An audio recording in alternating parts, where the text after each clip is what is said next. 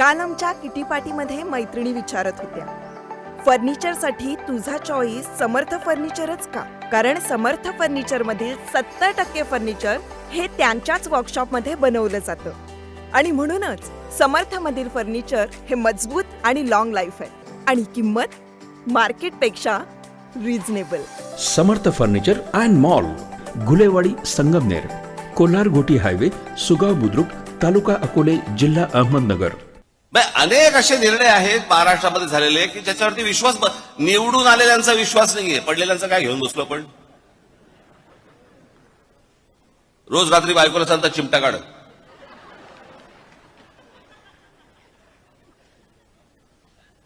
बाळासाहेब थोरात काँग्रेसचे नेते 7 वेळा आमदार झाले, 7 वेळा. ही 8वी टर्म होती त्यांची. 7 वेळा जो माणूस आमदार केला 70 ते 80 हजार मताधिक्याने निवडून यायचे ते बाळासाहेब थोरात या निवडणुकीमध्ये 10,000 मतांनी पराभव होतो.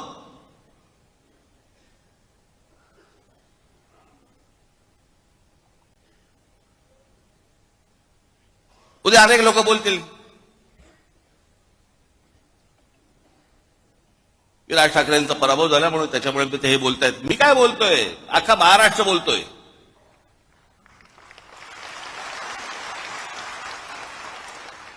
जे निवडून आले त्यातले अनेक लोकांचे मला फोन जे आले, जे सत्तेमध्ये आले आहेत त्यांचे मला अनेकांचे फोन आले, त्यांना शॉक बसलाय.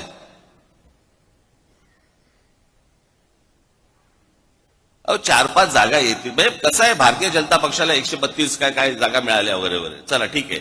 मागच्या वेळेला पण त्यांना काहीतरी 100 काय किती जागा होत्या, 105 आधी नाही, 105 17ला होत्या, 122 काहीतरी जागा होत्या 2014ला. ठीक आहे, आपण समजू शकतो. चला 132. अजित पवार 42.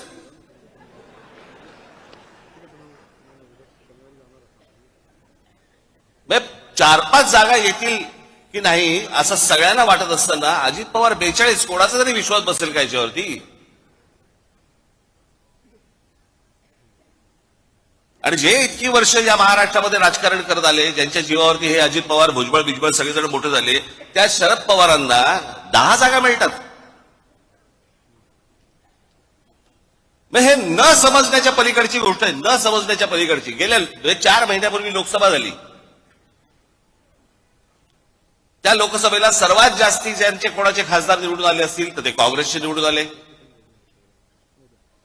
त्यांचे 13 खासदार निवडून आले काँग्रेसचे. बरोबर बोलतोय? एका खासदाराच्या खाली किती आमदार येतात? साधारणपणे 5 ते 6 आमदार येतात. 6 आमदार येतात, बरोबर आहे.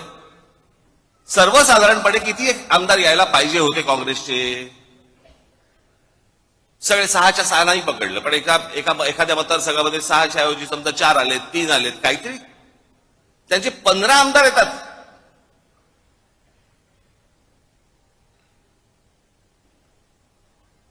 शरद पवार साहेबांचे 8 खासदार निवडून आलेत. 8 खासदार,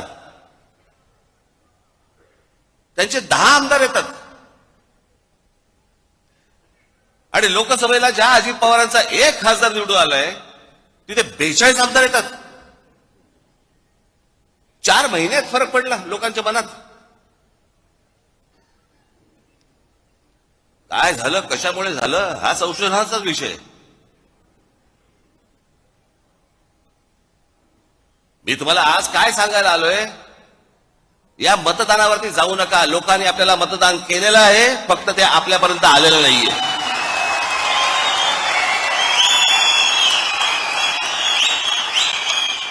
सुनबाई, आजही चहा काल सारखाच बनव. अगं, कोणती नवीन चहापत्ती आणली आहेस का? काय ग, कालच्या चहाचं रहस्य काय आहे? प्रत्येक चांगल्या चहासाठी आवश्यक आहे राजहंस दूध. चहापत्ती तीच, फक्त दूध नवीन. तुम्ही फक्त दूध बदला. राजहंस दूध आणा आणि असा मस्त चहा बनवा.